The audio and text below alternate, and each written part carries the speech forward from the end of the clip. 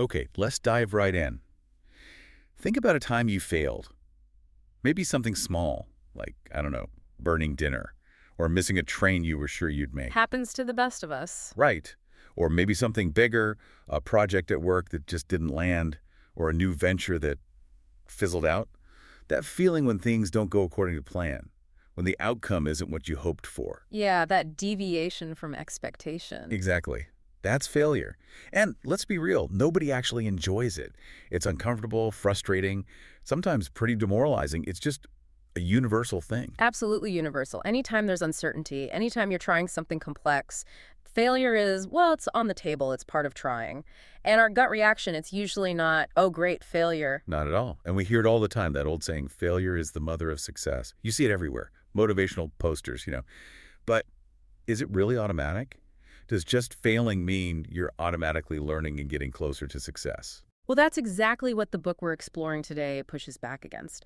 It argues that failure by itself, it's kind of inert. It's just an event. If we can't actually learn from it, then really it's just a wasted opportunity. A setback that taught you nothing. Pretty much. Just a bump in the road that leads nowhere new. And this deep dive, it's based on excerpts from a really fascinating book, How to Fail Correctly, or Faith in the original Chinese. It's by Amy Edmondson, who's a professor at Harvard Business School. And honestly, her work in this field is really foundational. It really is. And the book's significance is kind of underscored by the fact it was picked as a Financial Times Best Business Book in 2023. It's hitting a nerve. Definitely. So Professor Edmondson starts by giving us a really clear, useful definition of failure. It's not just, the big dramatic flameouts. No, it's much broader. The book defines failure simply as any deviation from an expected or ideal outcome, any result that wasn't what you aimed for. Okay, so that casts a really wide net. It does, and the source gives a whole spectrum of examples. Think about an athlete, training for years for Olympic gold, but they get silver. According to this definition, that's a failure. The outcome deviated from the ideal they were shooting for. Right, even though silver is incredible. Exactly. Burning dinner, that's a failure. A small business going bankrupt. A clear deviation from the goal of survival, a massive container ship sinking, obviously a failure. Even huge systemic things, like a global financial crisis, that's a massive deviation from the expected stability. It scales from tiny personal things right up to global catastrophes. Got it. So what's the core argument here? What does the book really want us to understand about failure? The central point is that learning from failure is actually much, much harder than we tend to think. It doesn't just happen naturally. It's often counterintuitive. Our instincts get in the way. Our instincts, our habits, even how our organizations are set up, they often actively work against learning effectively from failure. So the book argues it's something we have to consciously learn how to do. It's a skill we need to build. Okay. So it's not just about experiencing failure. It's about developing the skill of learning from it. Exactly. And that's the book's focus, giving us the understanding, the tools to learn from failure in a way that genuinely makes us, or our teams, stronger and more resilient. Okay, so our mission for this deep dive then is to unpack those tools. Why is learning from failure so tough? And how does understanding the different kinds of failure, which the book outlines, change how we should react and what we can actually take away from it? That's the plan. We'll look at the internal barriers, the external ones, and then get into that classification of failure types. It really is a roadmap. All right, let's get stuck in. The first big hurdle, why, is learning from failure just so fundamentally difficult for us humans? Well, the first reason, and maybe the most fundamental one, according to the book, is surprisingly simple but incredibly potent. We just really, really hate failure. Okay, yeah, that feels pretty intuitive. But it's more than just not liking it. Oh, yeah. Professor Edmondson points out it's often not just a mild dislike. It can be an exaggerated, almost instinctive, sometimes uncontrollable reaction. It hits something really deep and primal in us. There's that really striking anecdote in the source material that illustrates just how deep it goes, isn't there? Yes, it's quite powerful. Professor Edmondson tells a story about a friend who was driving. His 3-year-old son was in the back seat. They were running late on a narrow street and had a very minor collision. Just a gentle bump, no injuries, the sound of scraping metal. It was clearly the dad's fault, a small driving mistake. Nothing the kid could have possibly done. Absolutely nothing. But the instant that sound happened, the instant the collision occurred, the 3-year-old in the back instinctively yelled out, "Daddy, I didn't do anything." Wow, a 3-year-old. before they could even process blame or consequences. Exactly. It wasn't learned from past punishments or anything. It was just an automatic, unthinking response. The author uses it to show this incredibly deep-seated, almost hardwired aversion we have to being associated with something going wrong, with failure, even on a tiny scale, even when we're completely blameless. It really frames it as a kind of pre-programmed defense mechanism, doesn't it? It does. And the book connects this instinct directly to well-established ideas in behavioral science. Like loss aversion. Precisely. It links it to loss aversion, the concept famously explored by Daniel Kahneman and his colleagues. The idea has deep evolutionary roots. For our ancestors, even a small unexpected loss or failure, missing a shot while hunting, taking a wrong path, misjudging a predator could mean serious danger, injury, or even death. So avoiding losses was critical for survival. Critically important. Our brains evolved to be highly sensitive to potential losses and failures because they were genuinely risky. And our modern brains still carry that ancient wiring, reacting strongly even when the stakes aren't life or death. In many ways, yes, that old alarm system is still there. The source notes that this aversion isn't just for big failures, it applies broadly. We don't magically become okay with failure just because it's small. That gut reaction wanting to pull back, deny involvement, can kick in regardless of the scale. So what does this powerful aversion actually do to our ability to learn when we fail? It has a really significant kind of detrimental cognitive impact. The source talks about concepts from like efficiency brain science, which describes different brain states. When we encounter something new or rewarding, we tend to go into an approach state, open, curious, ready to learn. Okay, leaning in. Exactly. But when we face something perceived as negative or threatening, like failure, especially with that loss aversion kicking in our brains, tend to flip into a moving away state. Moving away, like wanting to escape. Yeah, that feeling of wanting to withdraw, avoid, shut down. Cognitively, that state is closed off. It's trying to protect us from the perceived threat. But the crucial side effect is that this moving away state actively inhibits learning. How so? Well, when your brain is focused on getting away from something unpleasant, it's just not in the right mode to calmly analyze, process, and absorb new information from that unpleasant experience. So the very moment we fail, our brain recoils and slams the door on learning from it. That's a catch-22. It really is. That instinctive aversion acts as a major built-in obstacle to actually turning failure into useful knowledge. Okay, so fighting that deep instinct sounds incredibly hard, like swimming upstream against biology. But the book offers a way to counteract it, a key technique. Yes, it does. The main technique the book highlights to help us manage this deep aversion is called reframing failure, or in the original Chinese, Chongxin Dinji Shibai. It's about consciously changing how you interpret the failure. Reframing, like looking at the same picture but changing the frame, changing the perspective. Exactly that. It's about changing the meaning you give the failure. The book shares a really telling anecdote about Charlie Munger, Warren Buffett's longtime partner, famous for his rational thinking. Right, a master of avoiding cognitive biases. Well, Munger apparently talked often about the importance of finding and fixing his own mistakes. And here's the kicker. Whenever he found out that something he believed or practiced was actually wrong, when reality proved him wrong, essentially a failure or mistake, his reaction wasn't shame or anger. It was, surprisingly, happiness. Happiness about being wrong. That seems totally backward. It does, doesn't it? But it's because he'd reframed the whole experience. He didn't see being wrong as a personal failing or losing face. He saw discovering an error as eliminating ignorance. Each time he was proven wrong was a step towards seeing reality more clearly, becoming wiser, reducing the stuff he didn't know. So he turned a negative, I failed, into a positive. I learned something vital. Precisely. He redefined the outcome from a loss to a gain. That's a profound shift. It makes failure part of the process of getting smarter, not just a sign you weren't smart enough. And there's other research supporting this, right? Like the Olympic medalist study. Yes, that's a classic study that shows this reframing effect really clearly. Research has consistently found that Olympic bronze medalists, the ones who finished third, often seem happier on the podium than the silver medalists who finished second. That still sounds weird. Second is objectively better than third. Why would they feel worse? It comes down entirely to how they frame their result. The silver medalist often focuses on how incredibly close they were to winning gold. They almost had it.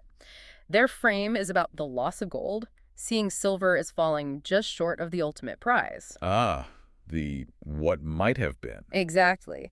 The bronze medalist, on the other hand, tends to focus on the fact that they did get a medal, that they didn't finish empty-handed. They were close to getting nothing, but they made it onto the podium. Their frame is about the gain of winning a medal. So silver feels like losing gold, but bronze feels like winning something. It's all relative to the comparison point you choose. It's a perfect illustration of how subjective framing trumps objective reality in shaping our feelings and reactions. And the source mentions this isn't just academic theory. Concepts like reframe your failure are popping up in practical advice books too, like feel-good productivity. It's a tool gaining traction. It sounds genuinely useful for fighting that gut aversion. And didn't the source describe a really interesting experiment that almost quantified this? The NASA coding thing? Yes, that one's fascinating because it ties framing directly to performance. NASA had this huge data set from satellite images they needed help analyzing. They got about 50,000 ordinary people, citizen scientists, to help with programming tasks to find features in the images. These people were split into two groups. Okay, and the difference was how failure was handled. Exactly. When someone in either group submitted code that didn't work when they failed, they got a message. Group 1 just got, "You failed, please try again." Simple, direct. Okay, and group 2? Group 2 got a slightly different message. "You failed, you lost 5 points, you now have 195 points. Please try again." Ah, so failure had a consequence, a point deduction. What happened?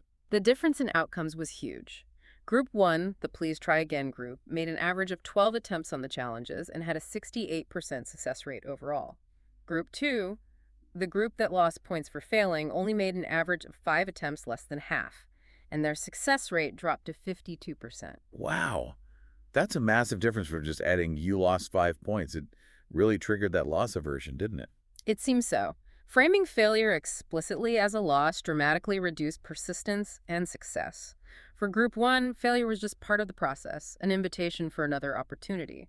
For Group 2, it was framed as punishment, as losing something, which made them much quicker to give up. It fits perfectly.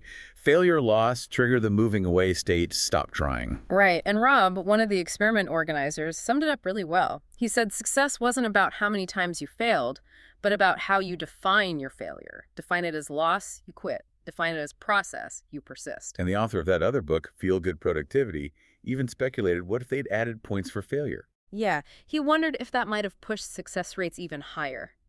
Because it would explicitly frame failure as progress. You gain something, points, information, by trying, even if it doesn't work immediately. It turns failure from a cost into an investment. That really drives home the power of reframing.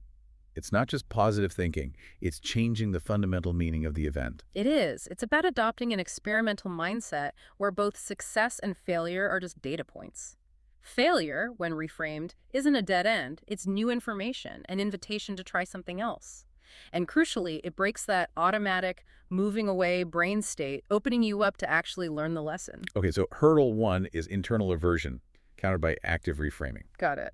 But you said that's not the only barrier. What about external factors? Right. Aversion is internal. The second big obstacle is external, interpersonal fear. Ah, the fear of looking stupid in front of others. Exactly. It's the fear that failing will make us look incompetent, damage our reputation, and potentially lead to negative social consequences, being judged, criticized, maybe even excluded by our group, our team, our colleagues. And like aversion, this fear is also pretty deeply rooted in us. Oh, absolutely. The source links it back to our evolutionary past again. For ancient humans, being rejected by the tribe or group could literally be a death sentence. Belonging was crucial for survival protection, sharing resources. Exclusion was incredibly dangerous. And our modern brains haven't quite caught up. We still react to social threats like they're physical threats. Pretty much. Our brains often struggle to differentiate between the fear of social rejection, like being embarrassed in a meeting, and the fear of actual physical danger, like, say, a speeding bus.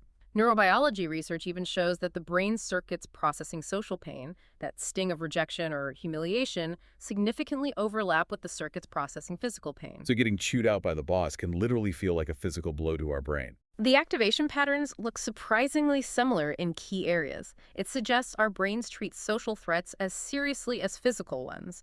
And just like internal aversion, this interpersonal fear also triggers that moving away state. Makes you want to hide, keep quiet, Yeah, not draw attention. precisely, which again shuts down learning. But there's another layer here. Fear is also physiologically demanding. It burns through mental energy. When you're worried about how others will react to your mistake, your brain diverts resources to manage that threat. Leaving less brain power for actual thinking and learning. Exactly. Less capacity for working memory, analysis, problem solving, all the things you need to do to actually learn from the failure. So, being scared of the social consequences makes learning from failure incredibly difficult. So it's a double whammy. Internal aversion makes us want to avoid it, and interpersonal fear makes us afraid of others' reactions, both shutting down learning. And tackling that interpersonal fear seems trickier because it involves other people. It is harder to control directly. You can reframe your own thoughts, but you can't easily reframe someone else's judgment. So the book argues that overcoming this, especially in teams or organizations, requires creating a specific kind of environment. And this is where psychological safety comes in. Exactly. This is Professor Edmondson's core contribution, really. Psychological safety, or ifilunquan. Creating this is vital, especially in any group setting where people need to collaborate or innovate. Psychological safety. It sounds like feeling safe to be yourself, take risks. That's the essence of it. The book defines it as an environment where you feel safe enough to take interpersonal risks. Specifically, you don't fear being punished, humiliated, or ignored for speaking up with ideas, questions, concerns, or admitting mistakes. It's a shared belief within a team. It's safe to be vulnerable here. And Professor Edmondson's research is the bedrock for this whole concept, right? Absolutely.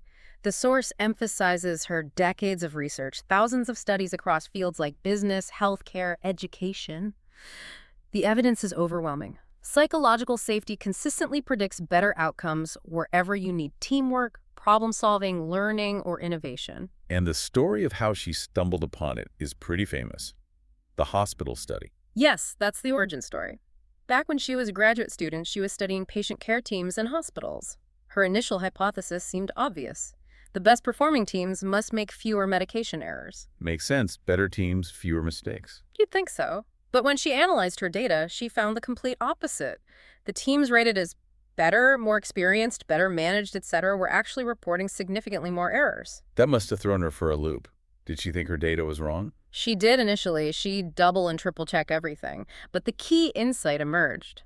The better teams weren't actually making more mistakes. They were simply more willing to talk about the mistakes that did happen. They had open conversations about errors, near misses, problems. So higher reported errors actually signaled a healthier, more open culture, not worse performance. Exactly. She dug into why. It wasn't because standards were lower. It was because these teams had built an atmosphere of trust and mutual respect, what she later termed psychological safety. People felt safe to say, oops, I messed up, or I'm worried about this patient, without fear of blame or retribution. And that openness allowed them to learn and improve, which ultimately made them better teams. So the safety enabled the honesty enabled the learning, and the learning drove the performance. Wow. Precisely. That insight launched the whole field. And now, decades later, the benefits are well documented. Better performance, more innovation, less burnout, even lower patient mortality in hospitals because people speak up about risks. So it's not just a nice to have. It's fundamentally crucial for high performance, especially in complex work. Definitely. It's a prerequisite for learning from failure in any interactive setting, but there's often a concern raised. Yeah, I can see it coming. If people feel too safe, won't standards slip? Won't they get complacent or sloppy? That's the common worry. But this is where the book introduces the essential partner to psychological safety. High standards. Okay, so they're not mutually exclusive. They go together. They have to go together for optimal results. Professor Edmondson's research shows the sweet spot, the most effective environment, is one that combines high standards with high psychological safety. You push for excellence, you set ambitious goals, and you provide the safety needed to take risks, admit mistakes, and learn along the way. So you challenge people, but you remove the fear of punishment for stumbling while striving. Exactly, and contrast that with the worst environment.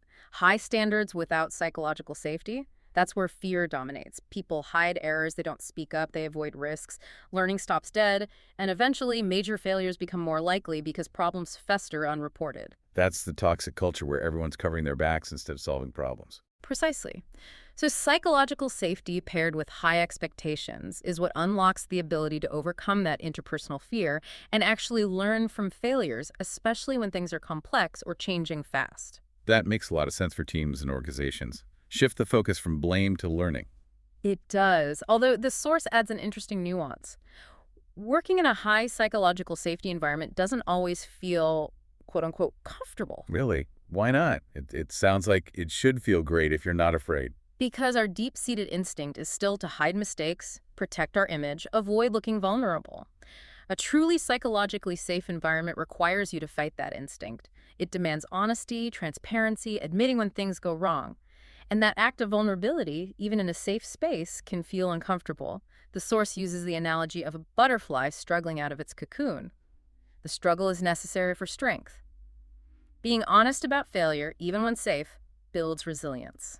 Ah, so the environment is safe, but the behavior needed being open about failure can still feel personally challenging, even though it leads to growth. It's a subtle but important point. It is. So we've got internal aversion countered by reframing, and interpersonal fear countered by psychological safety with high standards. These handle the why it's hard psychologically, but there's a third barrier the book identifies. Okay, what's the final piece? The third barrier is basically confusion. Confusion about the type of failure we're dealing with. We tend to lump all failures together. We often don't know, is this failure worth learning from? What's the specific lesson here? Which failures should we try to prevent versus which ones should we maybe even welcome? Yeah, that seems critical. Failing at brain surgery is totally different from a failed marketing campaign. You can't treat them the same. Exactly. The source uses that contrast. Silicon Valley loves the mantra, fail fast, fail often. It's seen as key to innovation. But imagine applying that to, say, building cars. Let's fail fast and often when attaching the wheels. Right, absolutely not. Context is everything. Context is everything. So we need a way to distinguish between different kinds of failure to know how to respond appropriately. And the book provides a classification system. It does. It categorizes failures into 3 distinct types based on their causes and what we should learn from them. Understanding these is key. What are the 3 types? They are good failures, basic failures, and complex failures. Getting clear on which type you're facing is the first step to responding effectively. Okay, let's break those down. First up, good failures. Sounds promising? Right. These are the ones the book calls the right kind of wrong or intelligent failures. They're the productive kind, the ones that actually help us learn and grow. These are the failures we might even want to welcome, or at least not shy away from. Okay, like the fail fast idea, but with guardrails. There must be criteria for what makes a failure good. Absolutely. It's not just any failure. The book outlines 4 specific criteria. If a failure meets these, it has the potential to be an intelligent, valuable failure. Let's hear them. What's criterion number 1? 1, it occurs in a new domain. This means it happens when you're genuinely exploring uncharted territory, trying something totally new, entering a new market, developing a novel technology, or even just you personally tackling a skill you've never tried. It's about discovery. Okay, so it's not failure in something routine. Got it. Number 2. 2, it helps move towards a goal. Even though the specific attempt failed, the process generated useful information, revealed new possibilities, or helped refine your understanding in a way that advances a meaningful objective. It wasn't just a pointless mistake. So it provided some kind of value, some forward momentum, even in failing. Makes sense. 3rd. 3, it is hypothesis-driven. The failure came from testing a specific assumption or theory. You thought, if I do X, then Y will happen. You did X and Y didn't happen. It's rooted in deliberate experimentation. Not just random fumbling, but a conscious test. Yeah. Okay. And the last one, you said it was critical. Yes. 4, it is as small as possible. This is crucial. The cost, the negative consequences, the downside of the failure are intentionally minimized. Ah, so this is the fail small part of fail fast. Design the experiment so that if it bombs, the damage is contained. Exactly. You want maximum learning for minimum cost or harm. The source points to scientific experiments as the perfect example. They test hypotheses, 3, in new areas, 1, aiming for discovery, 2, and are designed to be manageable and limited in scope if they don't work. And the classic story that fits this perfectly is Edison and the light bulb filament. Right. Textbook example. Edison and his team tried thousands, literally thousands, of materials. After yet another failure, an assistant supposedly complained about the wasted effort. Edison's famous reply was something like, "Wasted? We know 2,000 things that don't work." Or about the battery, "I haven't failed. I've just found 10,000 ways that won't work." He completely reframed failure as discovery. Each failure was data. Precisely. And look at the criteria. New domain, absolutely. Move towards the goal, yes. Each test eliminated possibilities and revealed properties. 2, hypothesis-driven, clearly. 3, as small as possible. While the overall project was huge, each individual material test was relatively small and contained. His thousands of failures were exactly these good failures. And this idea of keeping failures small is now standard practice in innovation, isn't it? Like MVPs. Yes, the source explicitly mentions minimum viable products. You build the simplest version of an idea to test your core assumptions with real users, quickly and cheaply. If the MVP flops, the failure is small. Low cost, low reputational damage. But the learning is huge. It's a strategy designed to generate good failures. And some companies actually encourage this, even reward it. They do. The book mentions Google's parent company, Alphabet, encouraging teams to kill projects early if data shows they aren't working, sometimes even promoting people who are good at cutting losses efficiently. Merck, the pharma company, apparently had project termination fees, bonuses for researchers who stopped failing drug projects to free up resources. Rewarding stopping a project. That's counterintuitive, but makes sense if it prevents wasting more resources. And Eli Lilly famously started failure parties way back in the 90s to destigmatize stopping projects, share learnings, and celebrate moving on. Okay, so if a failure hits those 4 marks, new domain, goal-oriented, hypothesis-driven, small scale, it's potentially a goldmine for learning, not something to beat yourself up about. Exactly. It's a good failure, an intelligent failure. Now, let's loop back to Professor Edmondson's own story, failing the high school basketball tryout. Right, the one that caused her so much shame. Let's analyze it. Okay. New domain for her. Yes, competitive tryout, new territory won. Helped towards a goal. Well, it tested her hypothesis about her skill level, gave her info relevant to making the team, too. Hypothesis-driven. Yes, she assumed her skills are good enough. 3. As small as possible. Yes, it was a personal disappointment, but contained no huge external cost. So objectively speaking, her basketball tryout was a good failure, according to the criteria. Objectively, yes, it had the potential. She could have analyzed why she didn't make it, what skills were missing, what to work on. But, as the source recounts, her intense aversion, the shame, prevented that analysis. She just wanted to forget it. So her internal reaction, that moving away state, stopped her from actually extracting the value from what could have been a good failure. Exactly. The potential was there, but her response turned it into a wasted opportunity. This highlights a key point. That whether a failure is truly good depends not just on the event itself, but on how you react to it. Precisely. The 4 criteria identify the potential. Your attitude and analysis unlock the learning. And the book outlines 3 common incorrect ways people respond that kill that potential. Okay, what's the first wrong way to react? 1. Skipping analysis.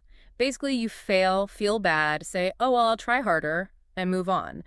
No real thought about why it failed or what needs to change. Like the basketball story, just pure avoidance. Right. And you're doomed to repeat the mistake. The correct approach is deep analysis. What went wrong? What were the causes? How did things unfold? Dissect it. What's the second incorrect attitude? 2. Superficial analysis. This is a bit better, but still not enough. You see that the path failed. Okay, this road is blocked, but you don't understand why it was blocked or what that tells you about alternative routes. Like Edison just crossing platinum off the list without knowing why it failed, its melting point, maybe? Exactly. Sure. Just eliminating options isn't efficient. Understanding why they failed, their properties, is what guides the next hypothesis, the next experiment. The why is the key to finding a better path. And the third, wrong way. 3. Selfish analysis, or basically blaming everyone else. It wasn't me, it was them. The system's rigged. Market conditions were impossible. While others might have played a role, focusing only on blame prevents any self-reflection. Shuts down personal learning completely. Totally. You deny yourself any chance to see what you could do differently. The correct approach is honest self-reflection. What was my contribution, my assumptions, my actions, even if small? Understanding your part is crucial for future improvement. Okay, so good failures are for learning if we analyze them properly. But what about failures we just need to stop from happening? That brings us neatly to type 2, basic failures. Basic failures. Sounds like simple screw-ups. That's the idea. The source calls them low-level errors. They happen in familiar situations where the right way to do things is already known, already established. Think everyday slips, mistakes, forgetting things. Like forgetting your keys, missing an ingredient in a known recipe, maybe a small fender bender from distraction. Exactly those kinds of things. The defining characteristics are, 1, they happen in known familiar territory you're not exploring, and 2, they usually have a single identifiable cause, a lapse in attention, a memory slip, skipping a known step. A simple reason for the mistake. Usually, yes. But here's the critical warning from the book. Basic does not mean minor consequence. These simple single-cause failures can sometimes lead to absolutely catastrophic outcomes. That's a really important point. Simple cause, potentially massive impact. Examples. The Citibank story from 2020 is mind-blowing. Employees were meant to make a standard interest payment transfer of about $8 million. Due to basically not following internal procedures correctly with their payment software, they accidentally wired $900 million. 900 million instead of 8. How does that even happen? A series of basic procedural errors and failures to use the system's checks correctly, and the worst part, they couldn't get most of it back. They sued and lost. A monumental financial loss stemming from a basic procedural failure. Wow, $1 billion slip-up. Any other stark examples? There's a tragic hospital story. Halloween night, young man comes into the ER with what looks like a small stab wound, maybe 5 centimeters.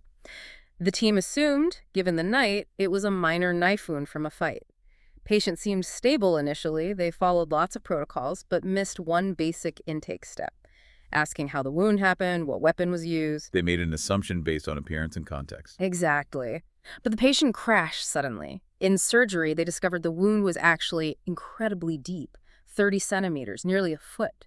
Caused by a sword someone had as part of a costume, it hit a major artery. Oh no, that's horrific. And fatal. A direct consequence of missing one basic standard procedural question that would have revealed the severity immediately and changed the entire course of treatment. These stories really hammer home that basic failures need to be taken incredibly seriously, even if they seem simple. Absolutely. So the goal here is the opposite of good failures. It's prevention.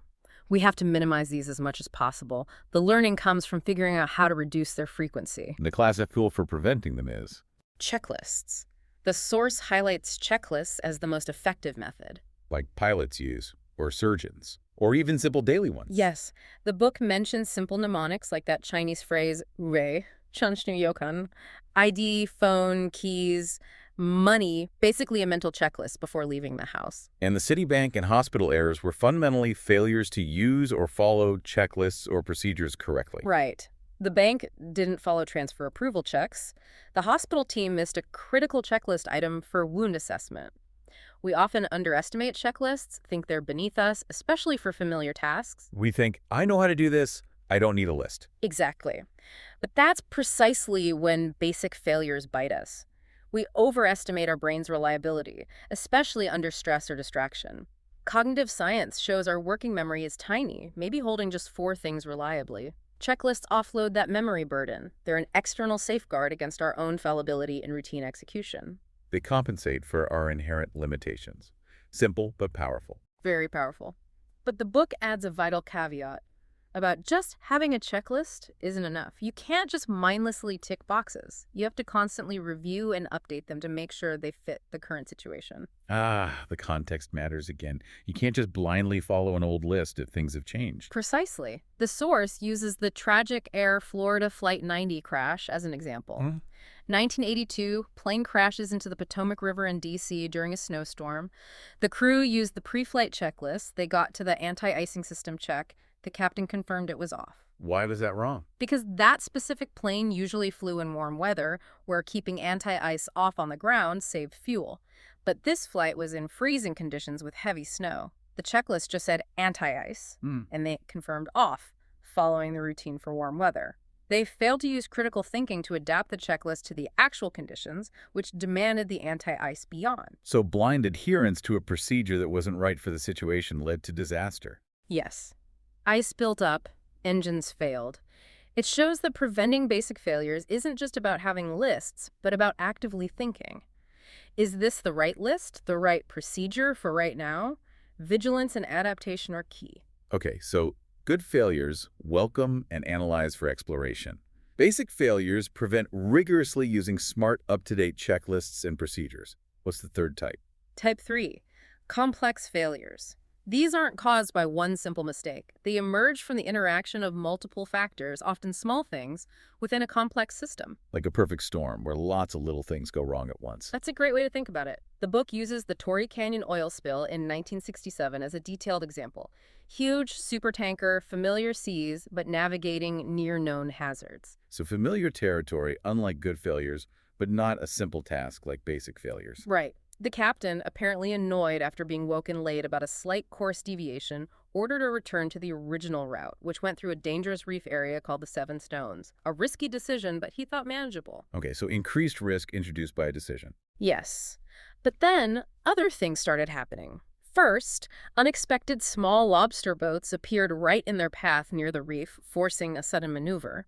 Second, they had a mechanical glitch. The steering was sluggish, not responding quickly enough. So risky decision plus unexpected obstacle plus equipment problem, all at a critical moment. Exactly. It wasn't one single error. It was the interaction. The captain's route choice, the surprise boats needing avoidance, and the slow steering response. These different elements combined within the complex system of navigating a giant ship near rocks. The result? Disaster. The ship couldn't turn fast enough, hit the reef, ripped open its tanks, huge oil spill, massive environmental damage, a classic complex failure, multiple factors lining up. That really shows how the interactions in the system that cause these. Yes. The book mentions other examples like building collapses like Champlain Towers, big IT project failures, financial crises, rarely one single cause, but many interacting factors. So the characteristics are distinct. Yes. 1. Occur in familiar, not exploratory settings. 2. Happen within a complex, interconnected system. 3. Have multiple causes, often a chain or combination of unforeseen events or small weaknesses stacking up. How do people visualize this stacking up of weaknesses? The source explains the Swiss cheese model, developed by James Reason. Imagine slices of Swiss cheese, each slice being a layer of defense in your system: training, procedures, equipment, supervision. The holes are weaknesses or flaws in each layer. Okay, defenses aren't perfect. Right. Normally the holes don't align. An error stopped by one layer gets caught by the next. But in a complex failure, by bad luck or circumstances, the holes in multiple slices momentarily line up, creating a path for disaster to slip through all the defenses. That's a brilliant metaphor. It's not one big hole, but the alignment of small ones. Exactly. The source even mentions some hospitals use physical Swiss cheese models as reminders. Systems always have holes. The goal is to prevent alignment. So if these failures come from interacting factors, what's the main lesson? How do we deal with them? The key lesson is the critical importance of spotting and responding to early warnings, even when they're ambiguous or uncertain. Like the lobster boats or the steering lag in the Torrey Canyon. Small signals before the crash. Yes. Or the source brings up the Champlain Towers collapse in Florida. A complex failure with many contributing factors over time, but there was an early, ambiguous warning.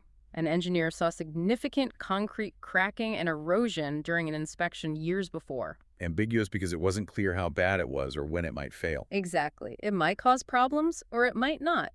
Preventing complex failures means taking these unclear early signals seriously, not waiting for sirens blaring. It sounds like needing a culture of maybe chronic unease, always looking for weak signals. That's part of it. Vigilance. And this leads to a provocative idea in the book: welcome false alarms. Welcome false alarms. But what about the boy who cried wolf? We're taught not to raise alarms needlessly. Right. The traditional lesson is about not abusing trust, only crying wolf when you're sure. It prevents alarm fatigue. So people don't ignore real warnings. Exactly. But Professor Edmondson argues that in the context of preventing rare but catastrophic complex failures, we need a different mindset. We should encourage the boy, anyone in the system, to voice concerns every time, even if they aren't certain. We need to investigate every potential signal. Because the cost of missing a real signal that leads to disaster is far higher than the cost of checking out a few false alarms. Precisely. The potential downside of ignoring a weak signal in a complex system is too great. The source gives the Toyota and-on cord example. Any worker spots a potential issue, they pull a cord, the whole line stops. Stopping the whole assembly line seems drastic if it's nothing. It does, but Toyota's view is that the cost of a brief stop to investigate, even if it's a false alarm 11 out of 12 times, is tiny compared to the cost of letting a potential defect interact with other issues and cause a major failure later. Those 11 false alarms are valuable data points, valuable acts of vigilance. Amazon uses this too. So a false alarm isn't a waste. It's successful vigilance. A system testing itself.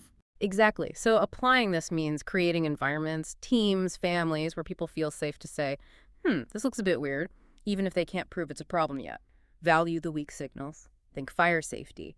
Smoke detectors, Early, maybe false alarms, are arguably more valuable than just having fire extinguishers for when the fire is raging. Catch the smoke, don't wait for the inferno. Makes perfect sense. So for complex failures, it's less about preventing single errors and more about vigilance, system resilience, and acting on early, ambiguous warnings before the cheese holes align. Okay, this framework is incredibly useful. We've got the three big barriers to learning: aversion, fear, confusion, and the strategies. Reframing for aversion, psychological safety plus high standards for fear, and then classifying failures: good, basic, complex to guide the response. It really gives you a map. The book's core message is that making failure useful requires conscious effort against our instincts.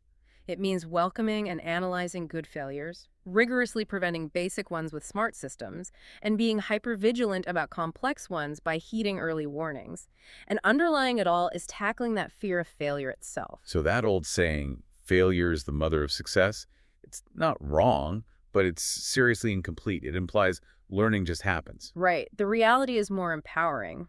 It's understanding failure, reframing it, and responding correctly based on its type that makes you stronger. It puts the agency back with you. It connects back to that NASA experiment idea. Yeah. Every failure can be a chance to add points to your future self, your knowledge, your resilience. But it depends on how you understand and react to it. Exactly. Failure isn't just something that happens to you. It's raw material you can choose to process and learn from. That's a really powerful shift in perspective. It is. So to leave you, our listeners, with something to chew on, think about a recent failure you experienced, big or small. Using this framework, good, basic, or complex, what type of failure was it? Does naming it change how you see it, or what lesson you might take away?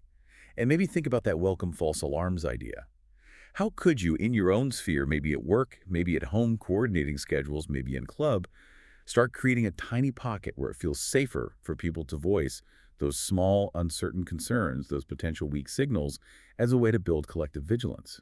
How could actively applying these ideas help turn those inevitable deviations from expectation into genuine steps forward for you? Definitely food for thought. Thanks for diving deep with us into how to fail correctly.